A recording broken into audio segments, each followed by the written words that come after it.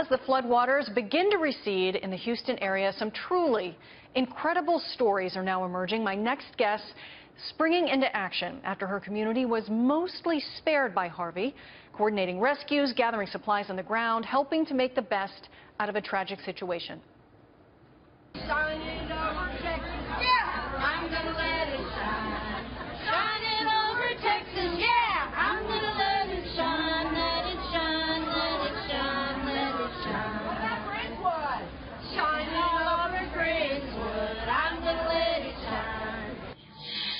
Joining me now is Jennifer Moran. She tells us that she's been pitching in, and of course you are not alone, Jennifer. So many people have also been out there trying to help as well.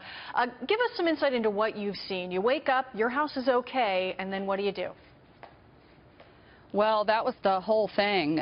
You know, when I did wake up and I realized that I was high and dry, my power was on, I was stocked with food and water, and I flipped on the news and saw all the devastation that was going on around South Texas.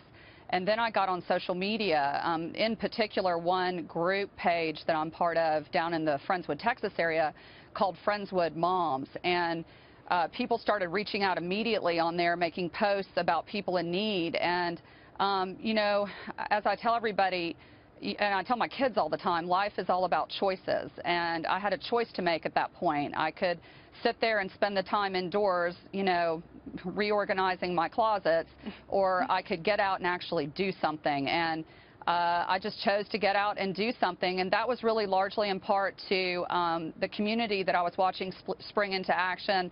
One of my really good friends, Kim Jackman, had texted me telling me of some of the needs in our community as well, and so I just decided to do something about it. So you brought a few folks over to your house, and then once they were able to get back into their homes, you went forward, you learned that there was a nursing home where most of the residents had to be relocated out of the local high school, and you managed to get there. And let's face it, logistically, it's tough to get anywhere right now in the midst of that flooding. So what were the challenges just to get from place to place, and how did you help these people?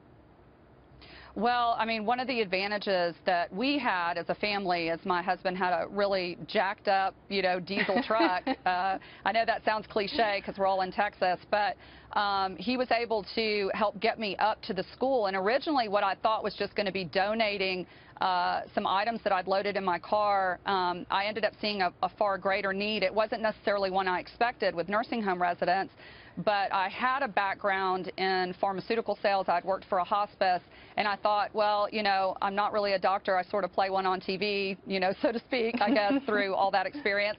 But I thought what medical knowledge I do have, maybe I can lend here, because the staff there was exhausted. They had evacuated with those patients. Some of them had not seen their families in 3 days. And trying to organize a group of volunteers who, quite frankly, we'd never faced something like that before, I know was a very daunting task for them. And so social media has been so powerful. You utilize that to bring in other resources, other people that had skills that might be needed there, right? Absolutely, absolutely. You know, one of the, I guess, quotes that just rang in my head the whole time, I'd heard a pastor say one time that when you can't save the whole world, I mean, there's just no way to save the whole world, but you can save one. And that just resonated in my head. And I thought, you know, in the last 13 years, I've been involved in network marketing, which is normally networking people together with a product and an opportunity. And I thought I'm just going to redirect those skills to network people to resources, supplies, and try to help them make connections to get help and get rescued. You know, we wanted to talk to you because you are just one of those people that literally, the neighbor helping neighbor. And we've seen so much of that. You talk about the big truck. There are all those folks that brought their boats out and were rescuing people. So that's what we've seen. What have you seen? Well, I definitely saw, you know, the Cajun Navy was huge. They definitely showed up in our community in a big way.